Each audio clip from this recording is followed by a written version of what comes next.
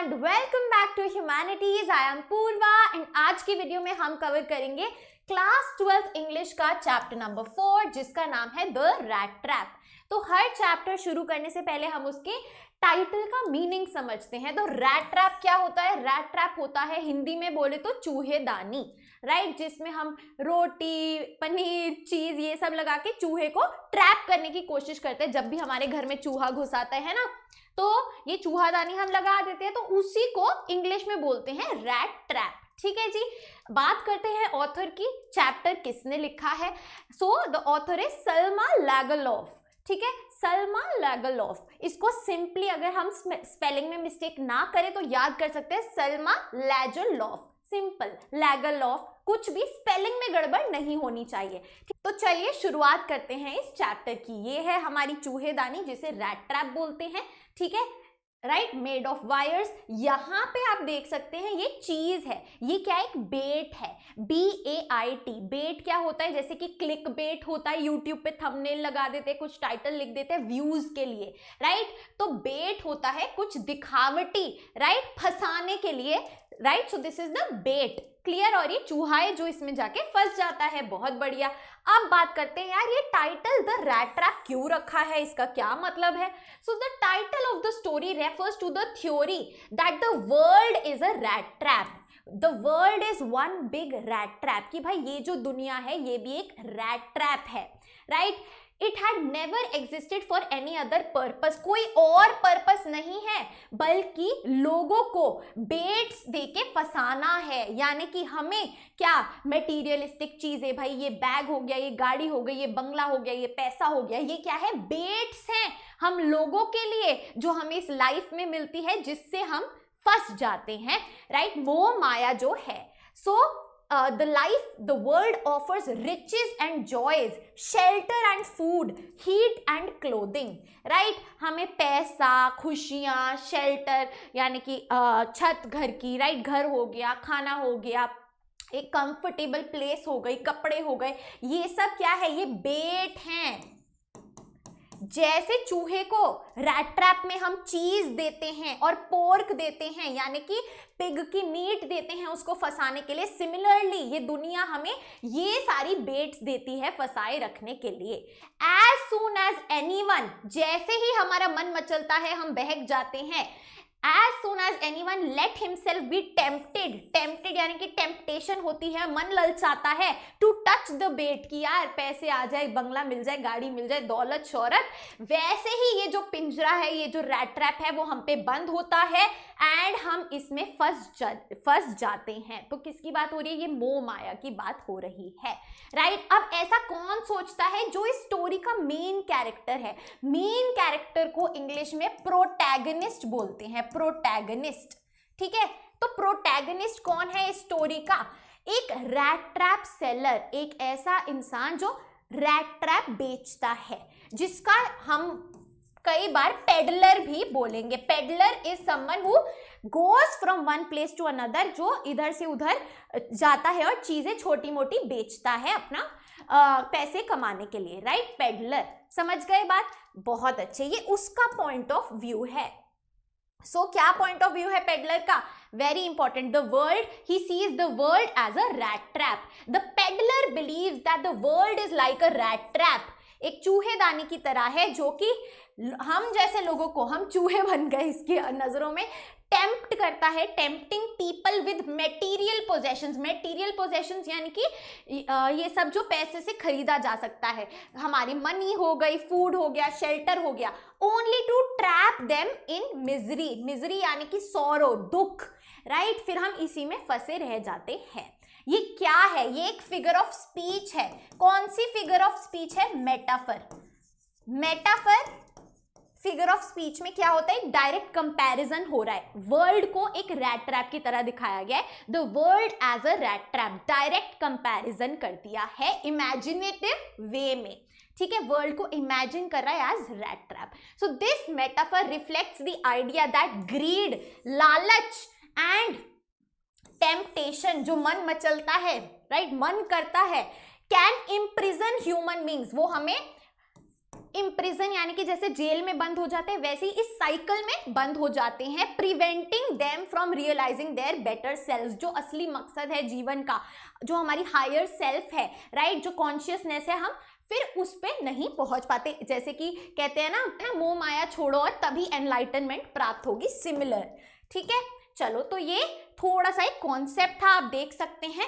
ये सब कुछ एक रैट ट्रैप की तरह लोगों को फंसाने के लिए है और हम फंसते चले जा रहे हैं। The world as a rat trap. अब बात करते हैं स्टोरी की थीम की, यानी कि इस स्टोरी में हमें क्या देखने को मिलेगा, overall theme. So the central theme of the rat trap by Selma लाgerlof revolves around human compassion.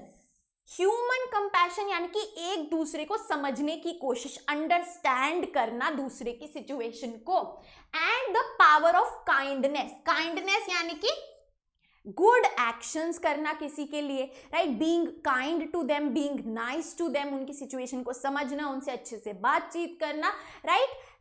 How these two qualities can transform lives, कैसे ह्यूमन कंपैशन और काइंडनेस लोगों की जिंदगियां बदल सकती हैं। The story highlights how sympathy यानी कि दूसरे के दुख को हम समझ रहे हैं, एंड अंडरस्टैंडिंग, राइट, समझना दूसरे की सिचुएशन को, can bring out the goodness, जो अच्छाई है जो उस इंसान में अब छिप चुकी है, अब कहीं अंदर जा चुकी है, खो चुकी है, उसकी ये अच्छाई भी वापस लाई जा सकती है अगर हम सिंपैथी और अंडरस्टैंडिंग रखें तो, right. So sympathy and understanding can bring out the goodness hidden even in the most morally lost individuals. Morally lost individuals यानी कि जो अपने मॉरल्स खो बैठे हैं। मॉरल्स क्या होता है, गुड और बैड का फर्क है ना, जो इसका भी सोच खो बैठे हैं, चोरी चकारी करते हैं, गलत काम करते हैं, उनमें भी अच्छाई आ सकती है अगर कोई उनको समझे, सिंपैथी दे, अंडरस्टैंडिंग हो, काइंड हो उनकी तरफ, एंड जीवन बदल सकता है, ट्रांसफॉर्मेशन ऑफ लाइफ हो सकती है। This is the whole concept. अब जब हम स्टोरी पढ़ेंगे तब हमें अच्छे से समझ में आएगा ये क्या बात हो रही है। तो अब चलते हैं अपनी कैरेक्टर्स पे। This is our main character जो कि रैट ट्रैप सेलर है या फिर जिसको पेडलर बोलते हैं। आप देख सकते हैं या वो रैट ट्रैप्स बेच रहा है, यहाँ पे रैट ट्रैप टंगे हुए हैं। मैन विद लॉन्ग बियर्ड, और यहाँ पूरे गड्ढे हो रखे हैं भूख की वजह से, हंगर और पावर्टी की वजह से, राइट। नेक्स्ट हमारा कैरेक्टर आएगा क्रॉफ्टर का। क्रॉफ्टर यानी कि फार्मर, ठीक है, जिसने पहले अपने लाइफ में जो है फार्मिंग करी है अपने लैंड पे। यहाँ पे उसका ग्रे कॉटेज है और ये काफी काइंड और जेनरस हमें फार्मर क्रॉफ्टर दिख रहा है। तीसरा कैरेक्टर आता है हमारा आयरन मास्टर का, जो कि राम्स जो इंडस्ट्रीज का मालिक था। ये आयरन मास्टर की जो बेटी है उसका नाम है Edla. This is character number 4। ये वो ट्रांसफॉर्मेशन करती है काइंडनेस लाके। So these are our 4 characters. चलिए अब कहानी देखते हैं। तो भाई शुरुआत होती है, प्रोटैगनिस्ट को जान लेते हैं। जो मेन कैरेक्टर है वो एक पेडलर है जिसने who plotted his lonely way by selling rat traps, जिसने अपना जीवन में अकेले रास्ता बनाया by selling rat traps, ठीक है। रैट ट्रैप्स, चूहेदानी बेच बेच के उसने थोड़ी बहुत वो कमाई करता है, which however is not a good living, जो कि कोई ज्यादा अच्छी खासी जिंदगी नहीं है, अच्छी खासी कमाई नहीं है।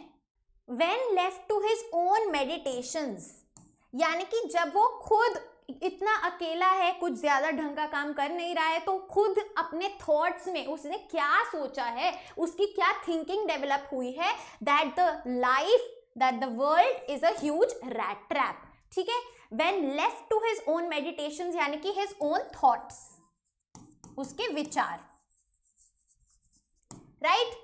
वन इवनिंग, अब फाइनली कहानी शुरू होती है जब ये पेडलर क्रॉफ्टर से मिलता है, कैरेक्टर 1 कैरेक्टर 2 से मिलता है। One evening he knocked on the door of a grey cottage and an old crofter open the door. तो भाई एक शाम को वो एक घर का दरवाजा खटखटाता है, ग्रे कलर का कॉटेज है, उसमें से क्रॉफ्टर निकल के आता है जिसकी हमने फोटो देखी, ठीक है। बहुत अच्छे। अब देखते हैं यार क्रॉफ्टर का क्या रवैया रहता है, वो कैसे इसके साथ बातचीत करता है। Crofter welcomes the vagabond. Vagabond यानी कि जिसका कोई घर ही नहीं है, कोई ठिकाना ही नहीं है, इधर से उधर जाता रहता है, राइट। सो वैगाबॉन्ड यानी कि पेडलर की बात हो रही है। And made him comfortable with food, drink and tobacco. तो भाई क्रॉफ्टर जो पेडलर है उसको वेलकम करता है अच्छे से, अपने घर के अंदर खाना भी देता है, पीने को भी देता है और टोबैको भी ऑफर करता है। They even played cards till bed time. भाई वो साथ में कार्ड्स खेलते हैं, पत्ते खेलते हैं और फिर सो जाते हैं। The old man was lonely. ये जो क्रॉफ्टर था ये काफी लोनली था, इसके कोई वाइफ या चाइल्ड नहीं थे, वो अकेला रहता था। पहले वो एक क्रॉफ्टर था यानी कि फार्मर था, लेकिन अब क्योंकि उसका जो लैंड था वो गवा दिया था, राइट। ये जो इंडस्ट्रियलाइजेशन हुई थी यूरोप में उसको हाईलाइट कर रहा है। तो जब उसने अपना लैंड उसका अब नहीं था उसके पास, अब वो अपनी कैटल पे सर्वाइव करता था। कैटल यानी कि भेड़ बकरियां, फॉर एग्जाम्पल काउ, ठीक है। चलिए, he even showed the stranger his savings kept in a leather pouch. वो इतना अच्छा था क्रॉफ्टर, इतना लोनली था हम कह सकते हैं कि जब उसे लगा हमारी दोस्ती हो गई पेडलर और क्रॉफ्टर की, और उसने पेडलर को अपनी सेविंग्स भी दिखा दी, जिसमें क्या थे 3 रिंकल्ड 10 क्रोनर नोट्स।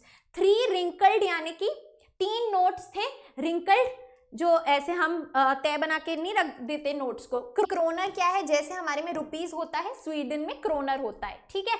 तो 3 नोट्स थे 10 क्रोनर्स के, समझ गए। उसने अपने लेदर पाउच में से दिखा दिए थे पेडलर को।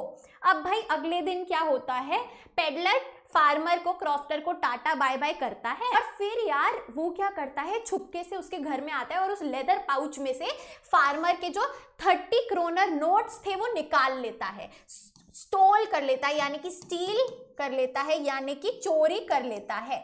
समझ गए बात। तो नाजायज फायदा उठाया गया बेचारे क्रॉफ्टर का। After that he had no courage to use the public highway. अब भाई ऐसा तो करेगा नहीं कि चोरी, ऊपर से सीना चोरी। जब कुछ गलत काम करते हो तो आपको बड़ी शर्म आती है, आपको लगता है कोई पकड़ ना ले, तो आप हमेशा सबसे छुप के चलते हैं। तो सिमिलरली पब्लिक हाईवे यूज करने की जगह जो पेडलर है उसने फॉरेस्ट का रास्ता ले लिया, because he was afraid of getting caught, कि कोई उसको पकड़ ना ले। So he got into a forest. लेकिन फॉरेस्ट में वो रास्ता भटक जाता है, भूल जाता है और एकदम से वो देखता है कि वो एक आयरन मिल के आगे पहुंच गया है, आयरन मिल के सामने पहुंच गया है। आयरन मिल, आयरन फैक्ट्री, जहां पे आयरन को पिघला के स्टील बनाई जाती है, ठीक है। दो द ब्लैकस्मिथ्स, अब भाई यहाँ पे कई सारे आयरन मिल वर्कर्स थे, ब्लैकस्मिथ्स थे, ठीक है। वो कुछ भी रिएक्ट नहीं करते हैं, ज्यादा एंटरटेन नहीं करते हैं, इसको इग्नोर सा करते हैं, कोई एंथुजियाज्म नहीं दिखाते हैं। लेकिन जो आयरन मास्टर है, जो फैक्ट्री का मालिक है, उसको लगता है यार ये तो मेरा दोस्त है, ये पहले आर्मी में था जो आयरन मास्टर है, उसे लगता है उसका कोई आर्मी का ही दोस्त, कोई कैप्टन आया है, उसको वैसी शक्ल लगती है। तो the iron master mistook him यानी कि मिस्टेकनली, गलती से उसको अपना ओल्ड फ्रेंड समझ लेता है एंड उसको बोलता है चलो चलो मेरे घर चलो, ठीक है। इतना क्लियर हुआ। तो यहाँ पे 3 कैरेक्टर्स अब हमारे आ चुके हैं। The peddler did not undeceive the iron master. Undeceive यानी कि उसको क्लैरिफाई नहीं किया, उसने सोचा यार अच्छा है इसको धोखे में ही रहने दो, क्या पता मुझे थोड़ा पैसा मिल जाए और थोड़ी हेल्प मिल जाए, राइट। तो उसने उसको धोखे में ही रखा, राइट। चलो अब भाई आयरन मास्टर काफी उसको मना रहा था कि घर चल, लेकिन वो नहीं मान रहा था।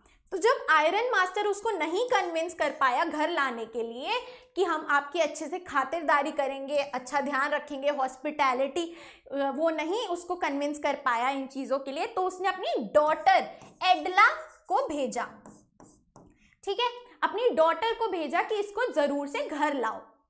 The peddler got convinced by the reassurances given by her. तो भाई एडला ने काफी ज्यादा समझाया, काफी मनाया पेडलर को कि आप आओ हमारे घर चलो और क्रिसमस हम साथ में मनाएंगे। तो फिर वो मेनर हाउस चले जाता है, उनके घर चले जाता है। Manor house is the house of someone who is very powerful, right, and आसपास काफी ज्यादा लैंड होता है, बड़ा सा घर होता है, ठीक है। बहुत अच्छे। अब देखते हैं द फॉलोइंग डे, अगले दिन क्या होता है। जैसे ही पेडलर नहा धो के बाहर निकलता है, कपड़े बदलता है, तो उसकी जो असली शख्सियत है, असली शक्ल सूरत है वो बाहर आ जाती है, उसका ट्रू सेल्फ दिख जाता है आयरन मास्टर को और वो उसको पहचान लेता है, ये तो मेरा दोस्त नहीं है। So the iron master recognized his mistake कि मेरे से तो गलती हुई है।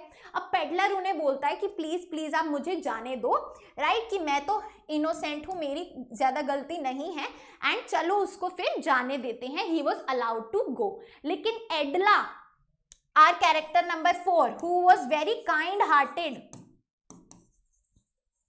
वो सोचती है कि यार हम क्रिसमस ईव के दिन किसी को ऐसे जाने दे, अच्छी बात नहीं है।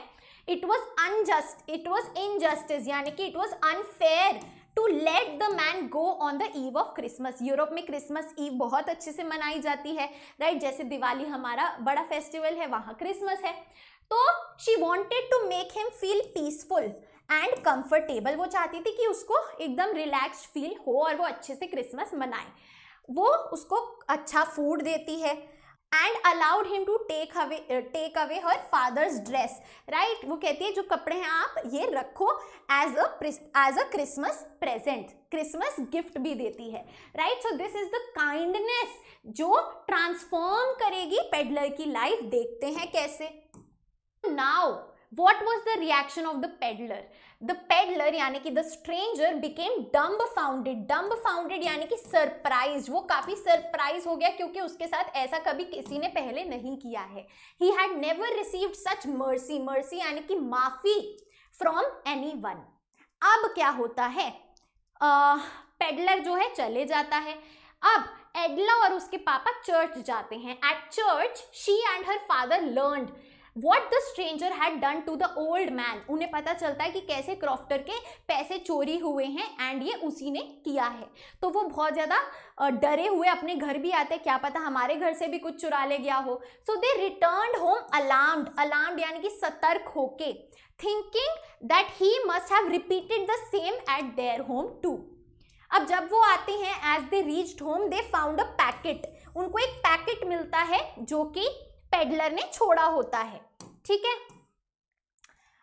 पैकेट में क्या होता है, एक रैट ट्रैप होता है, चूहादानी होती है जो कि एक गिफ्ट है for Edla, and there was a note, एक नोट भी होता है, ठीक है, एक नोट जिसमें उसने उसको थैंक यू बोला होता है। किसने, stranger, peddler, rat trap seller ने एडला को थैंक यू बोला होता है एंड बड़ा पछतावा किया होता है, उसको बड़ी शर्म आ रही होती है अपने किए पे जो कि उसने चोरी करी।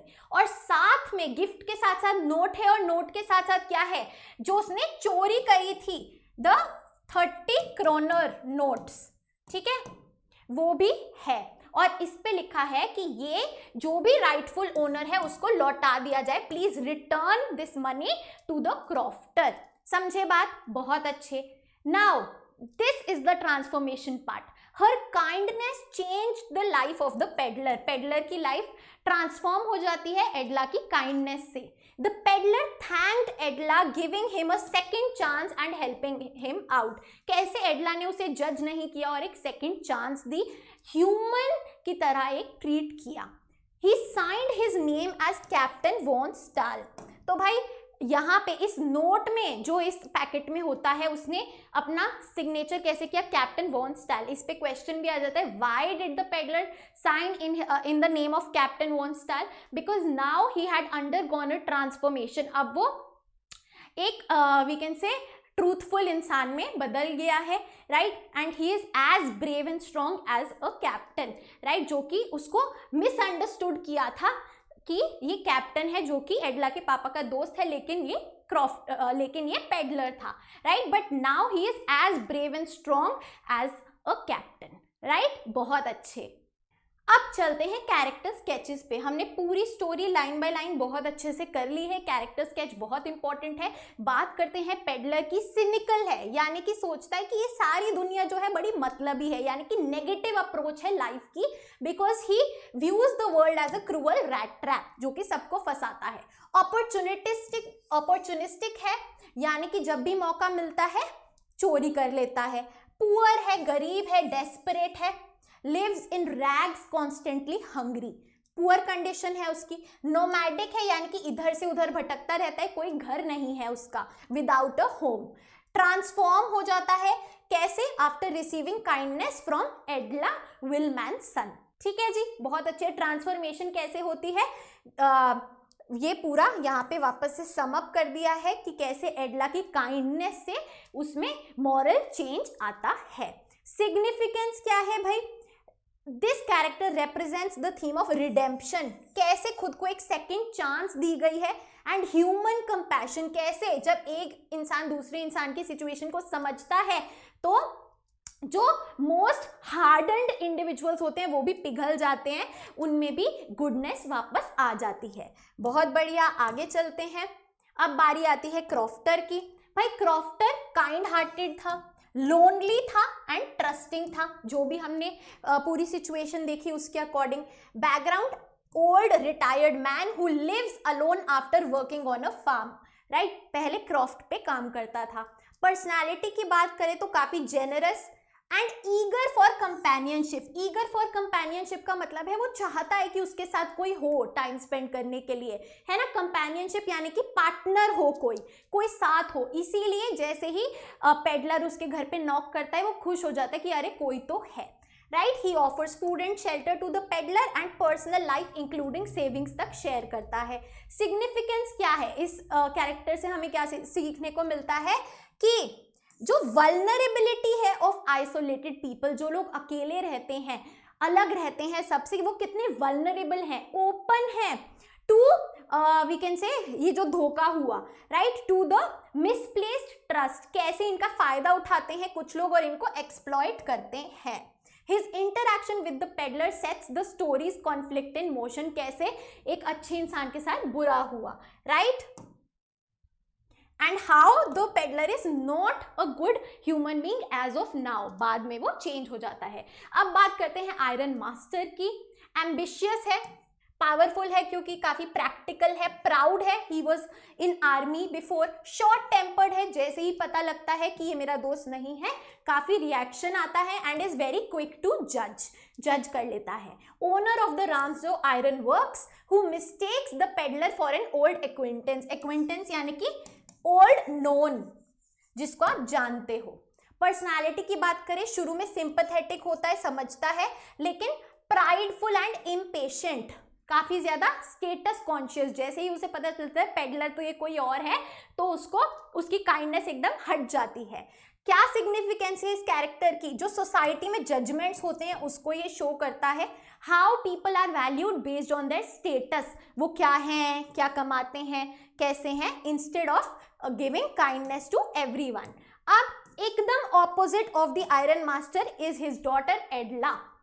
काइंड है, कंपैशनेट है, एम्पैथेटिक है, वाइज है एंड पेशेंट है, सब्र है उसमें, वो समझदार है। एम्पैथेटिक यानी कि दूसरे की सिचुएशन को बहुत ज़्यादा फील करती है, राइट, समझती है, बहुत अच्छे से ट्रीट करती है, right. She is the daughter of the iron master, जो अपने फादर को मनाती है कि पेडलर को रहने दो, क्रिसमस ईव सेलिब्रेट करने दो, despite knowing his true identity, right. Personality की बात करें, जेंटल है, अंडरस्टैंडिंग है, बियॉन्ड अपीयरेंसेस, लोगों की डोंट जज a book by its cover, similarly she doesn't जज people by how they look, looks पे बेस्ड वो जज नहीं करती लोगों को, एंड डिग्निटी से सबसे बात करती है, and she believes in we can say giving second chances, लोगों को माफ करने में भी बिलीव करती है। हर काइंडनेस प्रॉम्प्ट्स, अब ट्रांसफॉर्मेशन रोल एडला का है, जिसकी वजह से, जिसकी काइंडनेस की वजह से जो पेडलर है उसकी मॉरल अवेकनिंग होती है। पहले जो अच्छे बुरे में कोई लाइन नहीं थी, अब वो समझता है कि हाँ मैं किस इंसान में बदल गया था, बट मैं असल में ऐसा नहीं हूँ, right, turning him from a petty thief into a grateful and reformed man. Significance, her character represents the power of compassion, how genuine care can transform even the most broken souls. अगर आप किसी को समझने की कोशिश करेंगे, उनसे अच्छे से बर्ताव करेंगे, हो सकता है कि वो एक बेटर इंसान में बदल जाएं। तो फाइनली कंक्लूजन में अगर हम बात करें, ओवरऑल चैप्टर है ट्रांसफॉर्मेशन पे, किस चीज से, काइंडनेस से, कंपैशन से, अंडरस्टैंडिंग से, राइट। कैसे ट्रांसफॉर्मेशन होती है, लेकिन हर एक कैरेक्टर की अपनी अलग ट्रांसफॉर्मेशन है। जैसे कि पेडलर एक नेगेटिव सिनिकल थीफ से एक ग्रेटफुल और रिडीम्ड मैन में बदल गया। रिडीम्ड यानी कि जिसको एक दूसरा मौका मिला। क्रॉफ्टर की बात करें, वो काइंड होस्ट था, लेकिन वो विक्टिम बन गया of his own naivety. Naivety क्या होती है? भोलापन कह सकते हैं, इनोसेंस कह सकते हैं हम, ठीक है, क्लियर। तो पहले काइंड होस्ट था, बेचारा विक्टिम बन गया चोरी का। आयरन मास्टर की बात करें, फ्रॉम एन इम्पल्सिव, जो एकदम से डिसीजन लेते हैं, class conscious man to someone who realizes the value of kindness, जिसको समझ में आता है कि कैसे हम काइंड भी हो सकते हैं। Talking about एडला, consistent in her kindness and belief in human goodness, becoming the agent of the peddler's transformation. She was the same throughout. ये एक जरिया है जिसके थ्रू लोगों की लाइफ में transformation I, specially the peddler. इसी के साथ हमारा पूरा चैप्टर कंप्लीट होता है। आपको पता है यहाँ चैनल पे दिस इज चैप्टर नंबर 4, पूरी प्लेलिस्ट इंग्लिश की आपको मिल जाएगी। सारे चैप्टर्स एग्जाम से पहले कंप्लीट कराए जाएंगे। जिस तरीके से मैं ये कंप्लीट कराती हूँ ना, इसी में आपके क्वेश्चन आंसर फ्रेमिंग हो जाती है। आंसर फ्रेमिंग क्या है? जो मैंने ये पॉइंट्स आपको बताए, जब क्वेश्चन उठ के आएगा, जिस भी टॉपिक से उठ के आ रहा है, आप इन्हीं नोट्स को, इन्हीं पॉइंट्स को पैराग्राफ बना के आंसर में लिख सकते हैं, क्योंकि ईजी लैंग्वेज है विद कीवर्ड्स, राइट। तो आंसर फ्रेमिंग हो जाती है, हमारी टोटल समरी हो जाती है, राइट, प्लस एक्सप्लेनेशन हो जाती है। पूरा चैप्टर हमने कर लिया है। साथ में जो भी इंपॉर्टेंट होता है, जैसे कि इस चैप्टर में character sketch was very important, वो हमने कर लिया। हम हर एक चैप्टर की शुरुआत में टाइटल और थीम भी करते हैं। थीम क्यों इंपॉर्टेंट हो जाता है? For competency based questions. Competency based questions पे थीम में आपको पूरा थीम पकड़ के फिर स्टोरी को एक्सप्लेन करना होता है। दैट इज व्हाई हमेशा हम शुरुआत अपने चैप्टर्स की टाइटल थीम के साथ करते हैं, फिर समरी जितना इंपॉर्टेंट है क्वेश्चन आंसर पर्सपेक्टिव से, वो सब हमारी इन वीडियोस में कवर होता है। तो बाकी चैप्टर्स भी देख लेना। एंड नंबर 5, प्लीज सब्सक्राइब कर लो। क्यों? क्योंकि और भी वीडियोस आ रही हैं, स्ट्रैटेजी वीडियोस भी आएंगी। How I topped in my English class 12 board exam, वो भी मैं आपको बताऊंगी। सब कुछ I am going to tell you. पूरा राइटिंग सेक्शन 1 शॉट में कराऊंगी, रीडिंग कॉम्प्रिहेंशन की ट्रिक्स, टिप्स, सब कुछ मैं देने वाली हूँ। So make sure to subscribe. So guys, that is it for our today's video. I hope you liked it, and if you did, please like, share and subscribe to the channel. You are at Humanities. Happy learning, and I'll see you in the next video.